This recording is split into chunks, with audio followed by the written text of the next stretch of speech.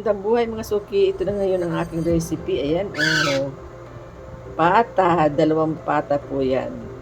Ayan, pinirito ko na siya para mas mabilis. Kaya lutuin na natin mga suki. Panoorin yung aking recipe ngayon. Naglagay na tayo ng butter.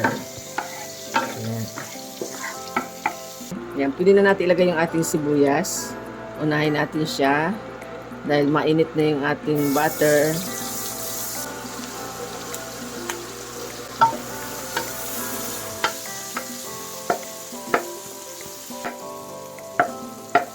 Ayan, pwede na natin ilagay mga suki yung ating bawang.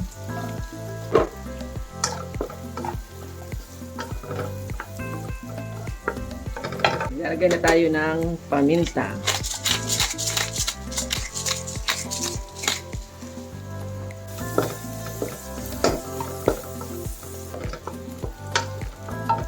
Ayan, pwede na natin ilagay yung ating soy sauce.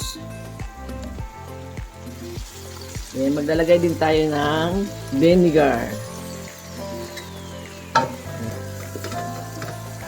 Ayan, pwede na natin ilagay yung ating chorizo bilbao. Ayan, ilalagay na natin ang tomato sauce. Ayan, 2 tomato sauce ang ilalagay natin.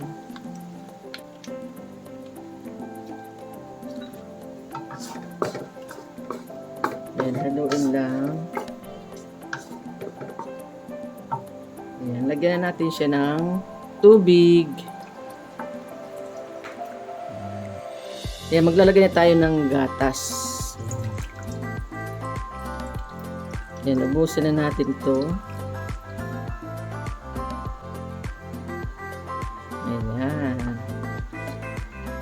Then, lagay na natin ang ating pineapple juice.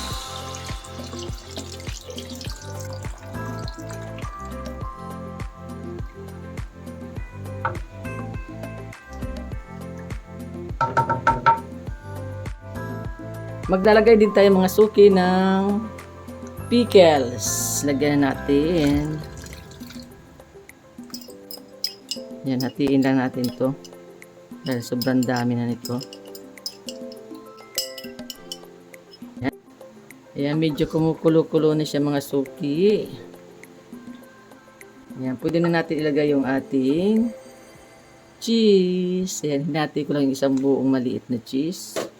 Then maglalagay din tayo ng konting asin dahil may toyo na, maalat na din yung cheese. Ayan, maglalagay din tayo ng sugar. Ayan, 1 kutsara lang. Ayan, kompleto na yung ating mga sangkap.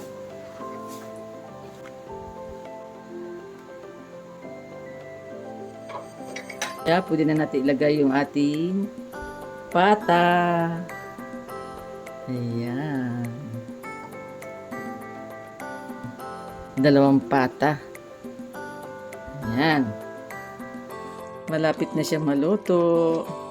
Kailangan lang natin palaputin yung kanyang sabaw. Ayan, luto na siya mga suki. Sobrang laki o bigat to. Ayan.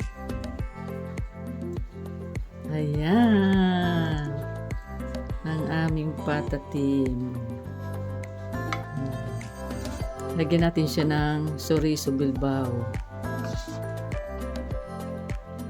Lagyan natin siya ng pickles. Ayan. Ito na mga suki. Ito na mga suki ang aking vlog for today. Ang pork patatim. Maraming salamat po sa lahat ng mga nanood. God bless po. Bye-bye. Ingat po kayo. Kainan na po tayo.